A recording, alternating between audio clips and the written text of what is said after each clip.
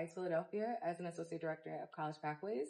I work closely with numerous organizations in Philadelphia to help provide affordable pathways for our students that we serve in Philly. Okay, awesome. And what does that look like on a day-to-day basis for you? Are you interacting with students? Are you working with leaders and teachers? What does that look like? Well, every day does not look the same. That's why I love what I do. So prior to being in the role that I'm in, I used to be in the schools. So with that, I was working with students every day, one-on-one meetings, working with teachers and high school administrators. Now in my role, I'm working with college leaders, admissions counselors, finding ways to make things happen for our students. So be it the schools that we're partnered with or schools that are out across the nation that we do not have reached yet, and just seeing how they could best serve our students. So just looks different every day. That's awesome. Okay, so what are some of the biggest barriers that you think get in the way of students going to college or seeing themselves in college? I really think the biggest barrier there's two. I believe affordability. I feel that's the number one, especially for first generation students, as well as seeing themselves on college campuses. I do think being able to afford college is stressful in itself. So not only in high school, you're trying to figure out how you're going to pay for college, what school I'm going to go to. And then it's like, will I have a community there? Will I have people that look like me there, have similar interests as me? How do I make those connections? How do I have faculty members who actually care about me?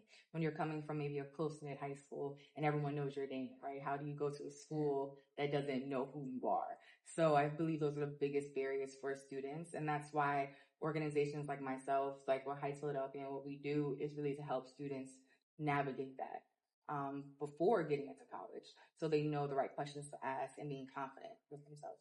Right, absolutely, yes.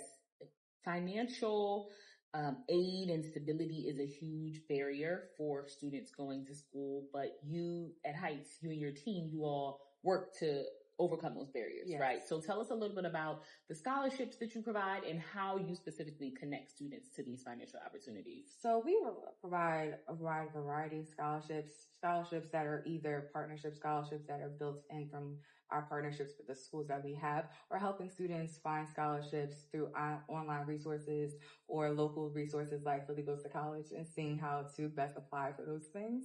And just being with them every step of the way. So not only outside of just looking at scholarships, looking at the college application, just being with the students and meeting with the students wherever they're at, because every student has different approaches for things or in different places in that college application process. Yeah. So meeting that student where they are and just working with them, from helping them find the right fits, finding schools and majors that are aligned with their interests and their passion, right?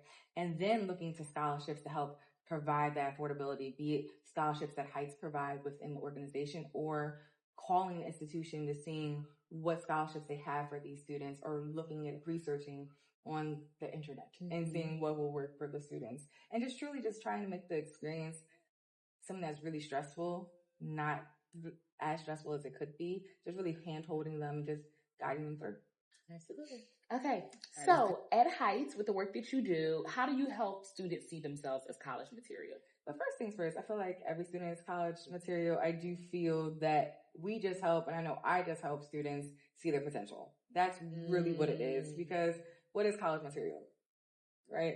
I do think every student that we work with are capable of doing those things. It's just my job to help pull it out of them, right? So what I do and what I have been doing is listening to students, hearing their stories, seeing who they are as people, and then pulling that out, showing that, oh, you're resilient. Oh, you have leadership skills. Oh, you are not only like, you have the brains, you're like, you have such high intellect, right? You are the whole package, and they might not feel that way. So I help them see that instead of asking the question, why me, or can I do it, to saying like, no, I deserve this, and why not me? Why not me? Because at the end of the day, what I've learned from my experience is that the ball is in the student's court when it comes to this college application and college applying game. It's all about them, and it's as the students, their job to show the college team why they should admit them. Yeah, and that's so true, because some students have lots of support, some students don't have much support at all, but the common denominator is that when you get there, it really is on you.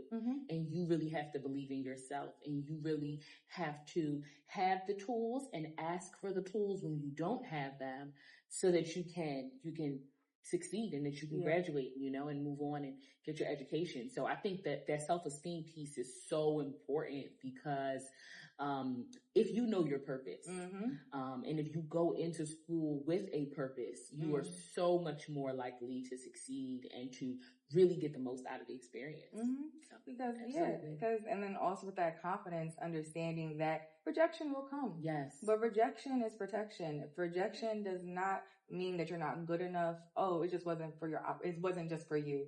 And just helping them understand and be confident who they are, and just building them up, saying like, maybe I didn't get admitted to this school, and maybe I didn't get this scholarship, but it doesn't mean that another scholarship that's better will come. It doesn't mean that another school won't admit you. Right. You will get another opportunity that's going to be just as good, if not better, than what you want. So it's all about just allowing them to build that confidence. So when they go into these schools, like you said, no one can tell them who they are. They know who they are.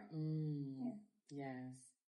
That was beautiful. Thank you. Yes. So what strategies have you seen best to prepare high schoolers for college applications?